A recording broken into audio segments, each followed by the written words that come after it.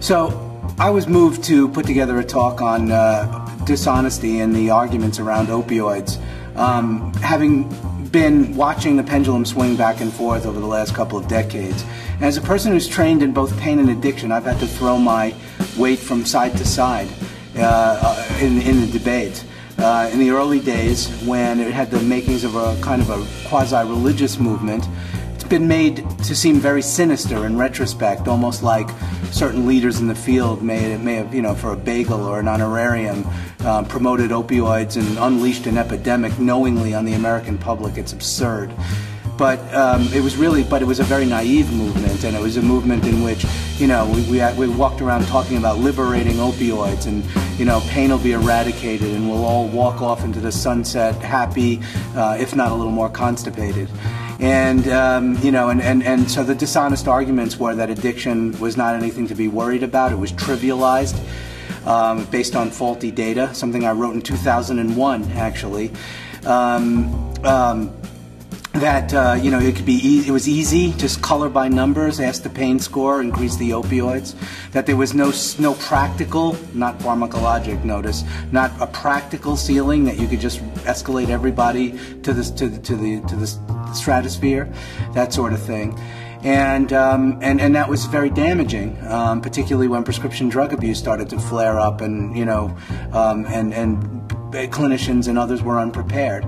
Coming from the other side is a tendency now to vilify the drugs themselves, to act as if the drugs are the source of the problem rather than a healthcare system that wasn't ready to accommodate them and their risks. Talk about hyperalgesia, which is something that drives me absolutely crazy. There's really one clinical study in the entire literature that basically showed that the rate of it was extraordinarily low. That study gets swept under the carpet, and the opiophobes basically make it sound like that anybody who's on opioids is going to become hyperalgesic, and their brain will change, and they'll be, you know, they won't be able to continue to respond, and so on. And that's obviously absurd as well.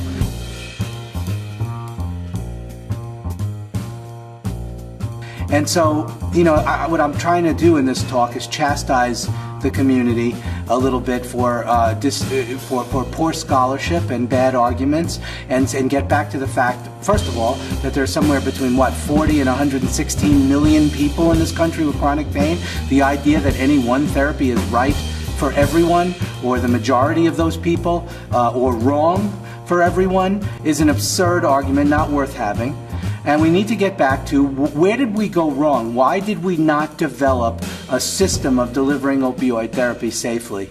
Rather than vilify the drugs and the pharmaceutical companies and the doctors, and worse still, stigmatize and abandon the patients. My practice is filled now with opioid refugees coming from clinics who, you know, they're stable people, doing well, whose practitioners were running away from opioid therapy because of some of the new legislation. And I think we're going to see more of that, and we're going back to the bad old days. And, you know, I don't know, I have a lot of gray hair that comes from 25 years of talking about trying to teach this risk assessment idea and triaging and levels of care for different people on opioid therapy. I'm pretty sure it's not going to get solved by the time I retire. But, you know, we're still out there fighting, and I have to say I'm very gratified to look at opioid prescribing with all the hot water and all the negative press and all the risk to physicians out there. They're still prescribing because they know that people come to them with pain. Pain is the #1 reason why they go to the doctor, and they're not abandoning their patients.